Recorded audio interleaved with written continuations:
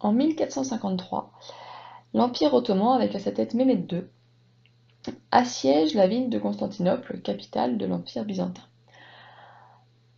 Ils assiègent cette ville par le Bosphore, comme on peut le voir sur cette miniature, en entourant la ville de navires, ce qui leur permet d'empêcher l'approvisionnement de la capitale byzantine. Les Ottomans prennent ainsi, au terme du siège, possession de la ville, et cela provoque la chute de l'Empire byzantin qui ne se remet pas de cette défaite. Ayant pris possession de cette ville, ils transforment une partie du patrimoine pour l'adapter à la culture musulmane. Ainsi, la basilique Sainte-Sophie, qui avait été fondée par l'empereur Justinien au VIe siècle, est transformée en une mosquée. Elle est dotée de minarets, d'un minbar, d'un mihrab, et devient un lieu de culte majeur pour l'Empire ottoman.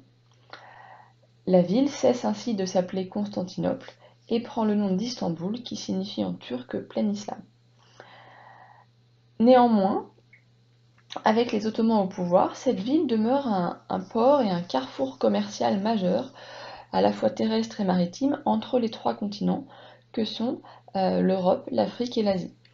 Cependant, les Ottomans ferment la route terrestre qui rejoint l'Europe à l'Asie.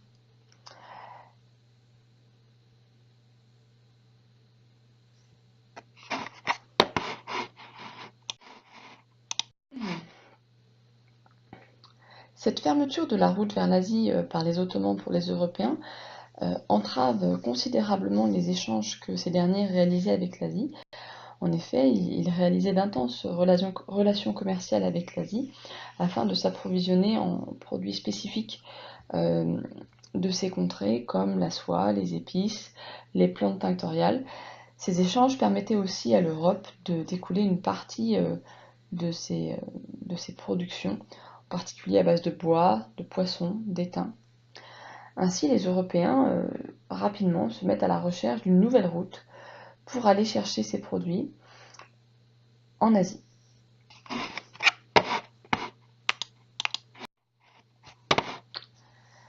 L'amélioration des techniques de navigation avec la mise en place d'outils comme la boussole ou l'astrolabe qui leur permettent de calculer une position relativement précise. Le développement également de caravelles, comme on peut le voir à l'arrière-plan sur cette enluminure, c'est-à-dire de navires à voile qui est doté d'un gouvernail, ce qui leur permet d'avoir une maniabilité beaucoup plus forte et beaucoup plus stable, et donc de naviguer en haute mer. Toutes ces améliorations techniques leur permettent d'envisager une navigation en haute mer plus importante.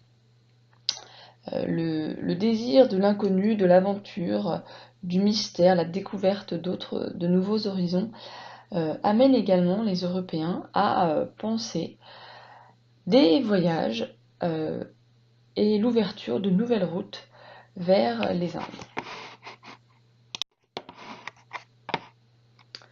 C'est ainsi que les Portugais imaginent un voyage vers les Indes par l'est, un voyage qui longe les côtes de l'Afrique et passe par le cap de Bonne-Espérance, voyage qui est initié par Vasco da Gama entre 1497 et 1499.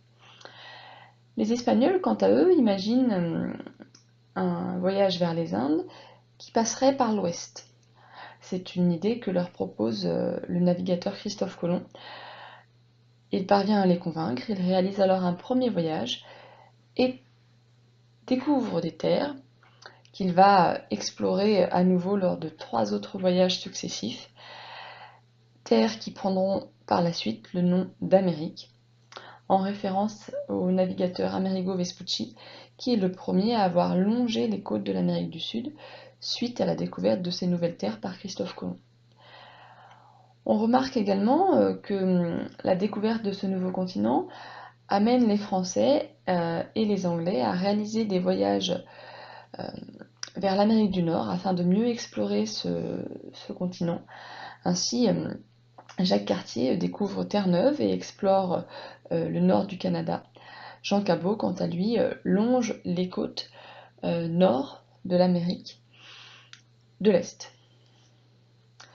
On voit ainsi une certaine concurrence émerger entre les puissances européennes afin de découvrir de nouvelles routes commerciales.